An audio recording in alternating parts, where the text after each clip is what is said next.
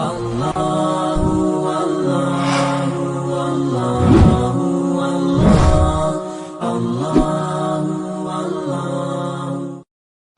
sebetulnya kalau mau nyanyi ini udah lama, album saya banyak. Waalaikumsalam warahmatullahi wabarakatuh. Salam kenal Pak Ustadz, salam kenal juga.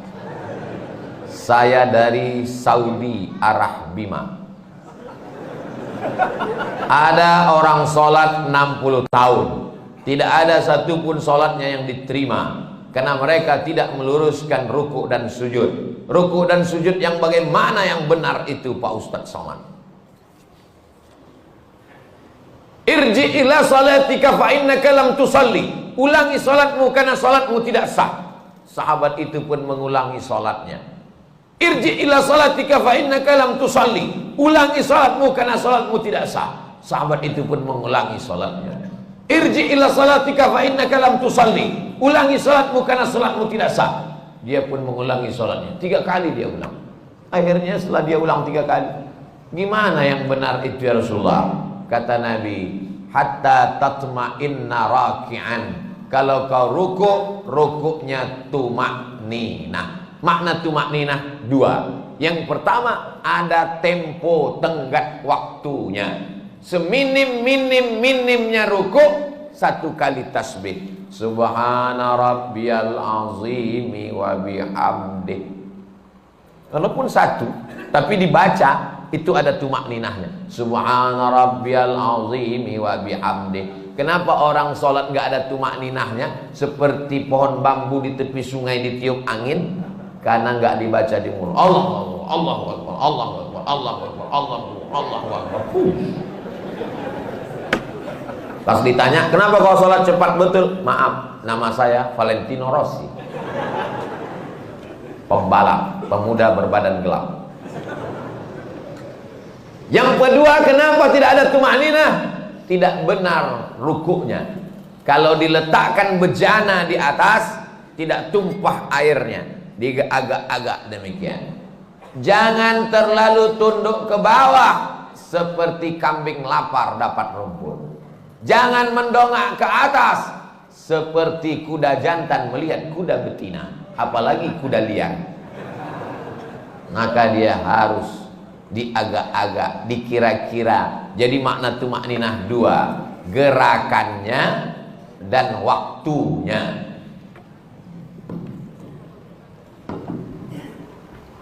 Allahu Akbar. Subhana rabbiyal azimi wa bihamdi.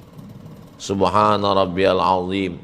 Tidak terlalu menunduk ke bawah, tidak terlalu mendongak. Jangan rukuknya mendongak. Lalu kemudian sujud hatta tatma'inna sajidan. Kalau engkau sujud, sujudnya juga tumakninah.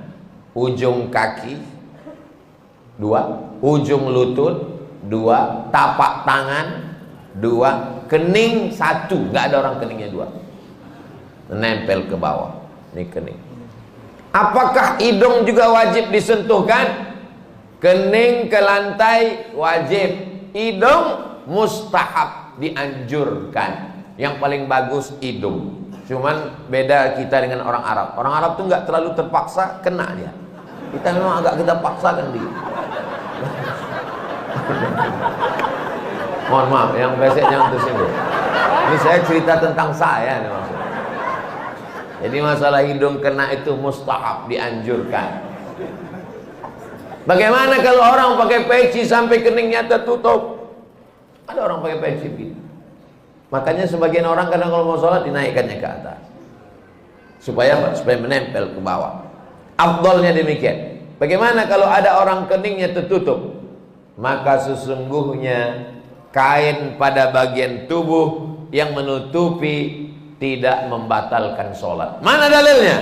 Karena ada seorang sahabat Nabi sedang sholat, dia ambil ujung jubahnya, dia tutupkan ke atas pasir, karena dia tidak mau keningnya menempel ke pasir karena panas, terik, nggak ada sajadah. Sholat dia, pas mau sujud, ujung jubahnya dia sujud di atas. Itu dalil boleh menempelkan ke kain yang menempel ke badan, tapi kurang afdal. Yang afdal adalah menyentuh.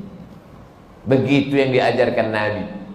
Kenapa orang bisa tasbihnya itu cepat sekali? Karena tidak diucapkan di mulut. Kalau diucapkan di mulut pasti pelan. Subhana rabbiyal a'la wa bihamdi. Subhana rabbiyal a'la. Subhanakallahumma wa bihamdika.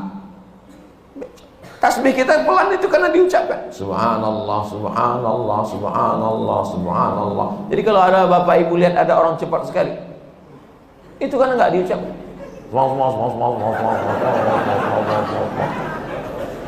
Nggak diucapkan. Bahkan kata Syekh Ali Jum'ah, itu pakai nafas membantu lebih khusyuk. Diucapkan walaupun sholat zuhur dan asar.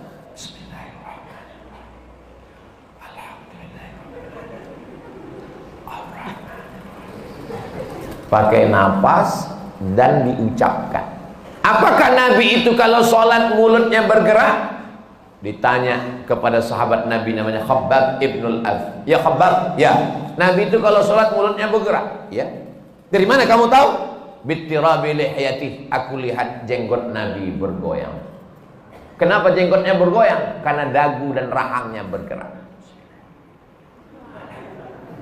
Ini ada orang sholat mulutnya nggak bergerak sama sekali. Matanya aja yang bergerak. Sholat apa ini? Ini pertanyaan sederhana, tapi mengkoreksi lagi sholat kita. Yang tidak benar sholatnya karena tidak membaca. Dibaca qiraah itu artinya membaca. Sedangkan orang yang baca mulutnya nggak bergerak itu namanya mutalaah. Itu beda dalam bahasa Arab. Kalau bergerak membaca, makanya qiraatul Fatihah membaca. Bismillahirrahmanirrahim. At-tahiyatul mubarakatus salawatut thayyibat. Assalamu alayka ayyuhan nabiyyu wa rahmatullahi wa barakatuh. Wassalamu alayna wa ala ibadillahi shalihin.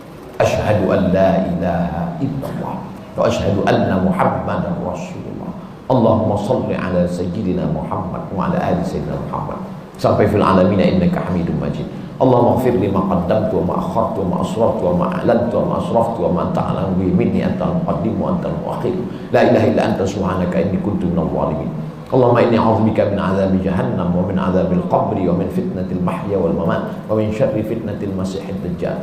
Allahumma a'inni 'ala dzikrika wa syukrika wa husni ibadati. Assalamualaikum warahmatullahi. Assalamualaikum warahmatullahi. Tumakninah. Kalau tidak ada tumakninah, kata Nabi, ulangi sholatmu karena sholatmu tidak sah.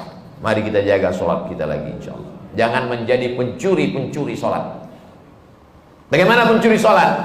Karena tidak lengkap rukunnya, syarat-syaratnya menurut pandangan ulama fikih. Ada orang sekarang ketika ditanya, kamu sholatnya kok cepat sekali, nggak lengkap. Yang penting hati kita. Ini orang tidak belajar fikih, nggak ngaji. Dan orang seperti ini tidak ada di Bima. Dulu pernah ada tapi udah meninggal.